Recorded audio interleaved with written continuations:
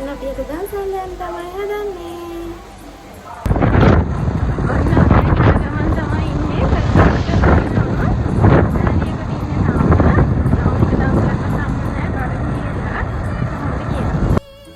ඔන්න අපිට දැන් පළවෙනි දන්සල හම්බ වුණා. ඒක බීම දන්සලක්. ඒකින් ඉස්සෙල්ලාම බීම එකක් බිව්වා.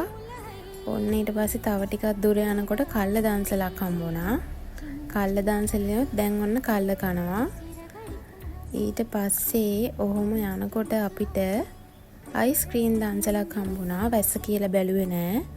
ඔන්න එකෙන් අයිස්ක්‍රීම් උත් දැන් අරගෙන ඉවර වෙලා අයිස්ක්‍රීම් උත් කන්න තමයි හදන්නේ.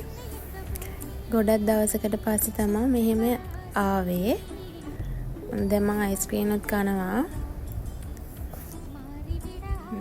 රහයි.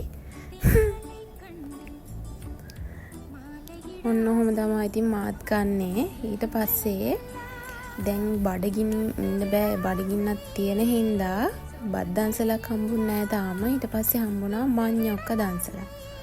ඔන්න ඔහොම මඤ්ඤොක්කත් දන්සලෙම මඤ්ඤොක්කත් ගත්තා. ඒක මාරාත් තියෙන. ඒක කොච්චියෙමත් හොඳට දාලා තියෙන්නේ. ඔය මං කට ටිකක් අවුල් කරගෙන කෑවට ඒක රහයි අවුව සැරින්න හැම තමයි කෑවේ.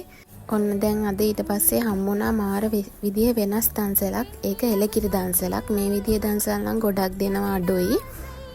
ඒක හකුරු කෑල්ලක් එක්ක තමයි දුන්නේ. ඒකත් නියම රහක් තමයි තියෙන්නේ. හොඳට උකුවට තිබ්බය දන්සලත්.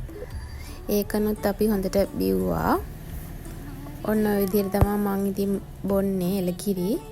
ඊට පස්සේ අපි ටිකක් රත්නපුරේ සීවලි එක පැත්තට යනකොට සීවිලි එක ගාව දුන්න අයිස්ක්‍රීම් දන්සලක්. රෝස පාට අයිස් පලන් තමයි ඒකේ දුන්නේ. ඒකිනුත් අපි අයිස්ක්‍රීම් අරගෙන කෑවා.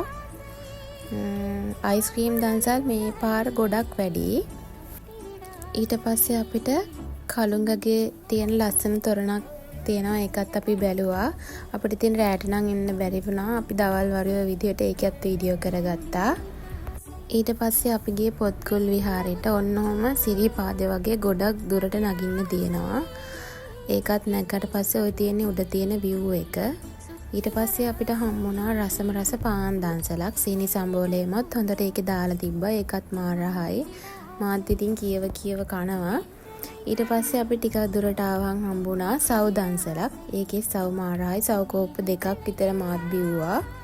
ඔහොම ඔතන ඉඳගෙන ඉඳියා වැස්සටත් අහු වෙලා. අදට අපි ගිහින් එන්නම්. බයි.